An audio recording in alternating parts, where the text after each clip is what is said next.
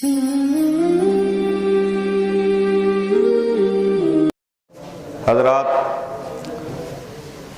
आज आज़ादी के 75वें साल में जो 75 साला यौम आज़ादी आज जामिया गरीब नवाज़ के सहन में तलबा और ज़िम्मेदारान की मौजूदगी में मनाया जा रहा है। ये यौम आज़ादी जो हिंदुस्तान की मिट्टी को नसीब हुई, रब का शुक्र है, एहसान है, करम है कि आज हम और आपको ग़ुलामी, जुल्म व इस्तिबदाद से जो मुकम्मल आज़ादी नसीब हुई है, ये उसका करम है और शुक्र है। जिस हिंदुस्तान की ज़मीन पर हम बसते हैं,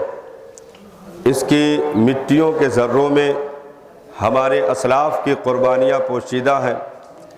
जिनकी बेलौस क़ुरबानियों के नतीजे में आज हम और आप खुली फ़िज़ा में सांसें ले रहे हैं। नहीं तो इसी हिंदुस्तान की ज़मीन पर न जाने कैसे कैसे जुल्म व इस्तिबदाद के पहाड़ तोड़े गए, इंसानों को जानवर से बदतर रखा गया,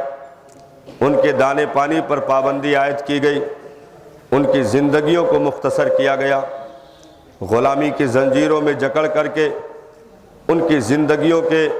खुशियों को मुख्तसर किया गया। किसी को अपनी तबीयत से जीने का हक़ नहीं था, किसी को बग़ैर इजाज़त के मुस्कुराने का भी हक़ नहीं था, चे जाए कि अपनी फैमिली के साथ खुशी के अय्याम गुजारता। हर चार जानिब से जुल्म व उद्वान की भट्टियों में इंसान पिस रहा था, ताकत से ज़्यादा बोझ डाल करके उसकी ज़मीनों और उसकी तमाम तर आज़ादियों को गस्ब करके इसी हिंदुस्तान में अंग्रेज़ों ने अपने जुल्म व इस्तिबदाद का पंजा भारी किया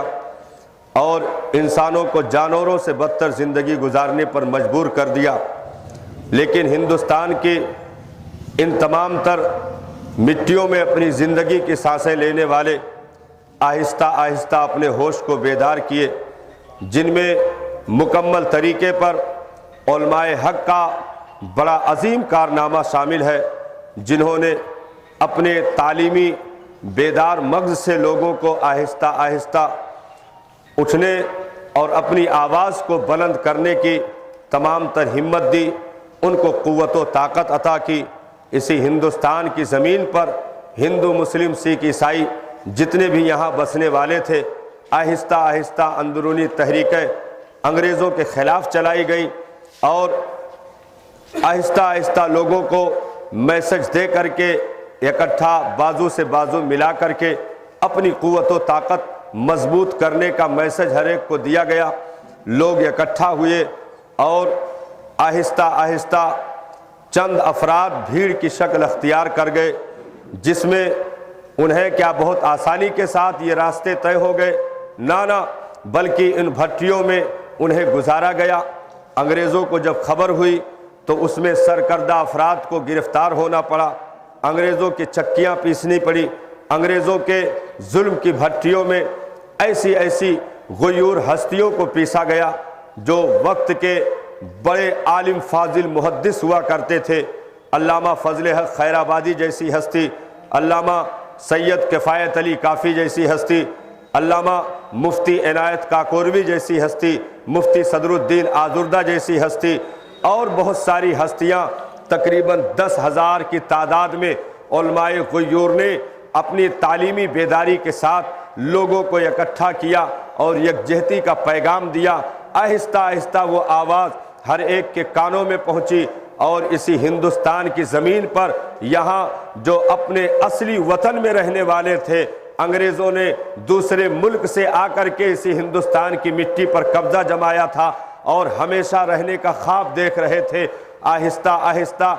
इनकलाब के नारे बुलंद हुए, जंग आज़ादी के नारे बुलंद हुए, अंग्रेज़ों भारत छोड़ो का नारा बुलंद किया गया और इसी हिंदुस्तान की मिट्टी पर जुल्म व इस्तिबदाद के पंजों को तोड़ करके उन्हें उनके वतन और उनके मुल्क का रास्ता दिखाया गया। और यही हिंदुस्तान की सरजमीन है। आज 75 साल 15 अगस्त के दिन पूरे हुए जिसमें कि अंग्रेज़ों ने भारत की सरजमीन को छोड़ा और उसके पीछे बड़ी लंबी कुर्बानियां यहाँ के बाशिंदों को देनी पड़ी। 10,000 से ज़ायद उलमाए गुयूर ने फांसी के फंदे पर लटक करके, उलमाए गुयूर दिल्ली जामा मस्जिद से लेकर के वहाँ के सामने से गुजरने वाली सड़कों के हर दरख्त पर उलमा का सर लटक रहा था और खून की होलियाँ खेली गई, काले पानी की सज़ा दी गई। मुरादाबाद की जेल में अल्लामा सैयद किफ़ायत अली काफ़ी को वहाँ के मैदान में तख्ते दार पर लटकाया गया,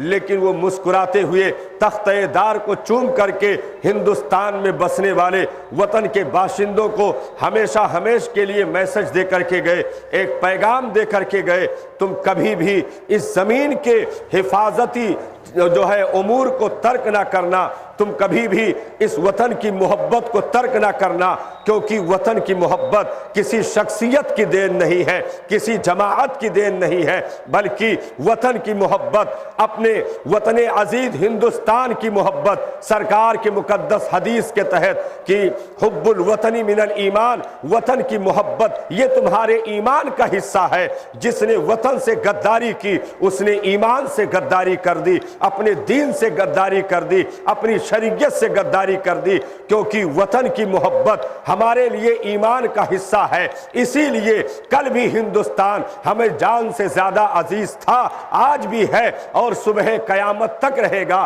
क्योंकि इस हिंदुस्तान में वो हुस्न खूबसूरती बसती है जो हिंदुस्तान गरीब नवाज का हिंदुस्तान कहा जाए, जो गरीब नवाज का हिंदुस्तान कहा जाए, जो महबूब इलाही का हिंदुस्तान कहा जाए, वो हिंदुस्तान जो साबिर पाक कलेरी का हिंदुस्तान कहा जाए, वो हिंदुस्तान जो शाह मीना का हिंदुस्तान कहा जाए, वो हिंदुस्तान जो इमाम अहमद रजा खान मुहद्दिसे बरेलवी का हिंदुस्तान कहा जाए। ऐसे गुयूर उलमा ने अपनी तमाम तर तबलीगों के जरिए, तहरीरों के जरिए इस हिंदुस्तान की मिट्टी को हिंदू मुस्लिम सिख ईसाई सबको एकजुट करके कंधे से कंधा मिला करके इस मिट्टी को आजाद कराने के लिए अंग्रेजों से वो पंजा आजमाई की है जिसमें खासा जानी नुकसान हुआ, हर एक को कुर्बानियों के दौर से गुजरना पड़ा, अपने नौनिहालों की लाशों को उठाना पड़ा, अपने जिगर के टुकड़ों की लाशों को उठाना पड़ा और हिंदुस्तान की मिट्टी उन गुयूर सरफरोश मुजाहिदीन के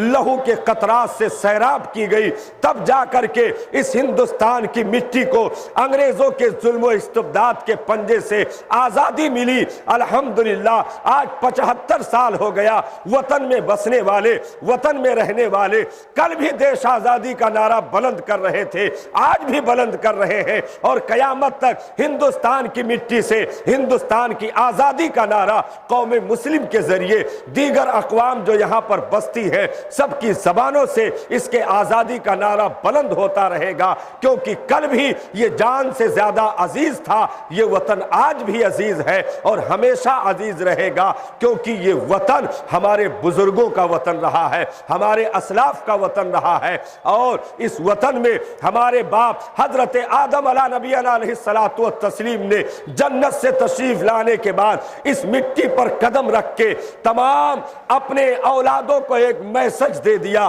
कि तुम्हारा बाप इस मिट्टी पर उतर चुका है, इसलिए कभी भी अपने बाप की तहरीकों से गद्दारी ना करना। तो वो मैसेज हमारे ज़हनो दिमाग में, हमारी सरश्त में, खून के तमाम तर कतरात में वफा का तमाम तर पैगाम कल भी शामिल था, आज भी शामिल है और हमेशा शामिल रहेगा। अल्लाह तबारक व तआला ने हमें जो खुशियों का मौका इनायत फरमाया है, आज हम उसका इजहार कर रहे हैं, कल भी इजहार करेंगे, क्योंकि हिंदुस्तान जिंदाबाद था, जिंदाबाद है और जिंदाबाद रहेगा इंशाअल्लाह। अस्सलाम वालेकुम।